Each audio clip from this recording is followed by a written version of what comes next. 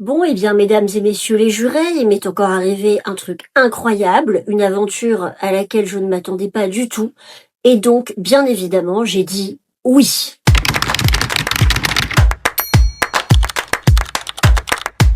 Alors tout d'abord, je suis très heureuse de vous retrouver, mes chers, et pas dans ma bagnole. Et je vais commencer par me présenter pour ceux qui débarquent sur la chaîne, car oui, nous avons de nouveaux arrivants sur cette chaîne. Vous êtes sur la chaîne de Marie Capron Thriller, une autrice publiée par le groupe Flammarion. J'écris des thrillers trash, mais sur cette chaîne, vous allez surtout vivre des aventures à mes côtés.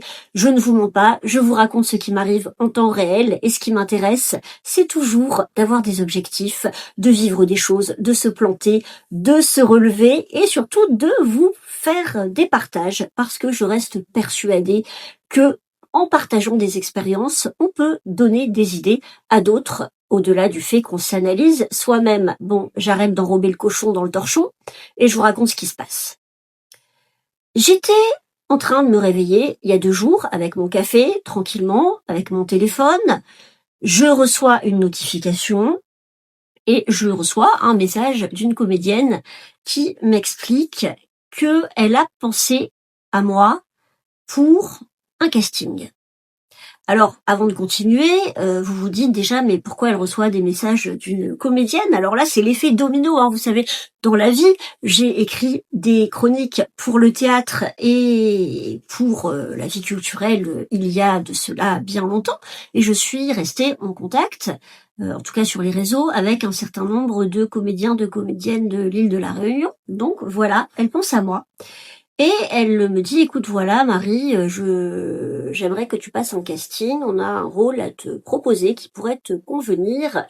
Il s'agit d'une série télévisée qui sera tournée sur l'île de la Réunion et diffusée de manière nationale. Et donc, j'ai dit oui, tout de suite, sachant que bien évidemment, ma dernière expérience du jeu et de la comédie date du lycée, qui j'ai dû vaguement passer sur les planches quand j'étais en prépa, et ça s'arrête là, que je n'ai jamais joué pour le cinéma, pour la télé. Je crois que j'ai même jamais tourné de pub ou tout ce qui s'en approche. Et donc mon expérience se résume à rien, à zéro. Et donc c'est comme ça, mes chers, que je me suis retrouvée avec un script entre les mains que je ne peux pas vous montrer car c'est absolument confidentiel. Et j'ai décidé que j'allais vivre cette aventure de A à Z avec vous. Pourquoi? Parce que il est très possible que ça s'arrête au moment du casting. C'est un casting, je n'ai pas le rôle, hein. Je vous rappelle que je ne suis pas Marion Cotillard.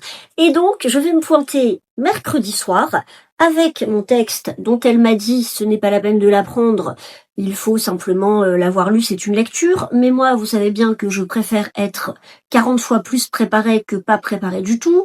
Donc je vais apprendre ce texte comme une grosse malade, je vais le réviser avec vous. Je vais me pointer mercredi habillée, coiffée, maquillée avec ma fille. Et on va aller passer ce casting ensemble. Déjà, vous en avez déjà passé, vous, des castings pour jouer dans une série télé? Moi, non. Donc je me dis, écoute, t'as forcément des choses à apprendre. Et le personnage que je dois jouer, je me le représente un peu comme Miranda dans Le diable s'habille en Prada. Voilà. De ce que j'ai compris, je suis censée jouer une femme assez sûre d'elle, assez riche, une femme qui doit a priori être assez impressionnante, assez froide, qui doit avoir une certaine aura. Donc c'est pour ça que j'ai convoqué un peu ce personnage là. Si j'avais dû l'écrire, ce personnage, je l'aurais écrit en tout cas comme une femme forte et impressionnante. Et cette femme va être trahie. Alors je peux pas vous dire comment encore, mais ce qui m'a sauté aux yeux quand j'ai lu la scène, c'est qu'en fait, cette scène, elle m'est arrivée dans la vraie vie.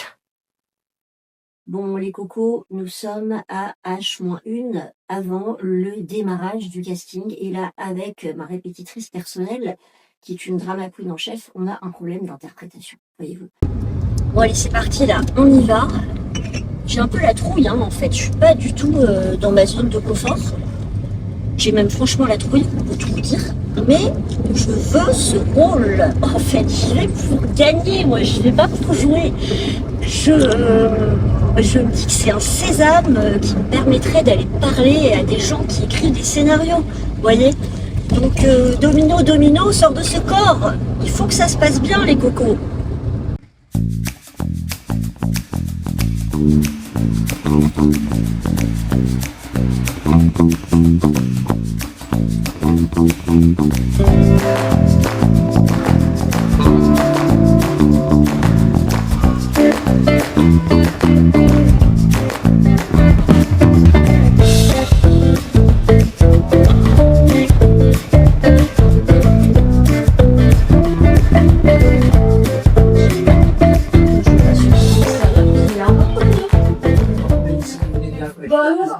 Bon, alors déjà, premier truc que j'apprends à mes dépens, quand vous venez à un casting, c'est pas la peine de faire la bonne élève et d'arriver avec 45 minutes d'avance, parce que là, je viens d'apprendre qu'il y avait du retard, et donc je vais poireauter. Dans la salle d'attente extérieure, il fait super chaud, il y a tellement d'humidité que avant de jouer ma scène, mon brushing de veuve va ressembler à un toilettage de caniche, donc note pour plus tard.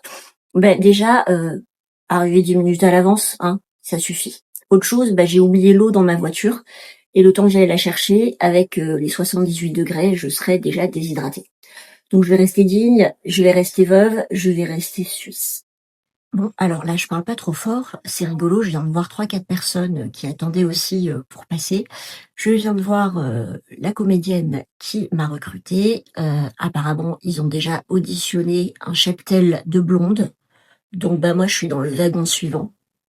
Alors, écoutez, là, c'est la compétition, hein, donc j'espère que les autres blondes étaient moins blondes, ou trop blondes, ou pas assez suisses, ou pas assez veuves. Mais bon, moi, je vous l'ai dit, hein, je joue pour gagner, donc si j'ai pas le rôle, de ma vie, je vais être effondrée. Voilà. Donc maintenant, je me concentre. Je me suis mise sous la clim, comme ça, vous voyez, ça va éviter de faire friser le brushing. Et puis je vais tout donner. Alors c'est terminé et en fait, j'ai l'impression qu'il y a un rouleau compresseur qui m'est passé dessus. Il s'est passé quelque chose de complètement inattendu. J'avais une scène dans laquelle je joue un personnage très froid, très sûr d'elle et au cours de la scène, en fait, le personnage évolue et la carapace doit se fissurer et vraiment, je crois que ça fait une semaine que je me dis: «Mais non, je vais arriver à faire la femme arrogante, mais je vais jamais arriver à faire la femme dont la carapace se fissure». Étrange, me direz-vous? Et je vous avais dit aussi que voilà, dans cette scène, il y avait quelque chose qui m'était arrivé dans la vraie vie. Et ce qui s'est produit de tout à fait étonnant, c'est qu'en fait, et que j'avais pas du tout prévu, c'est qu'en fait, la carapace, elle s'est fissurée pendant la prise et que j'ai eu les larmes aux yeux, au moment où mon personnage, doit avoir les larmes aux yeux. Donc là, j'ai envie de vous dire, j'ai pas fait exprès pour le coup. C'était même un peu la honte en fait, mais bon, c'est comme ça. Et du coup, je crois que j'ai joué cette scène vraiment avec mes tripes. Donc maintenant, la réponse, c'est le 12 juin. Je ne sais pas, mais en termes de crédibilité, je crois que je pouvais pas faire mieux, et c'est contre ma volonté.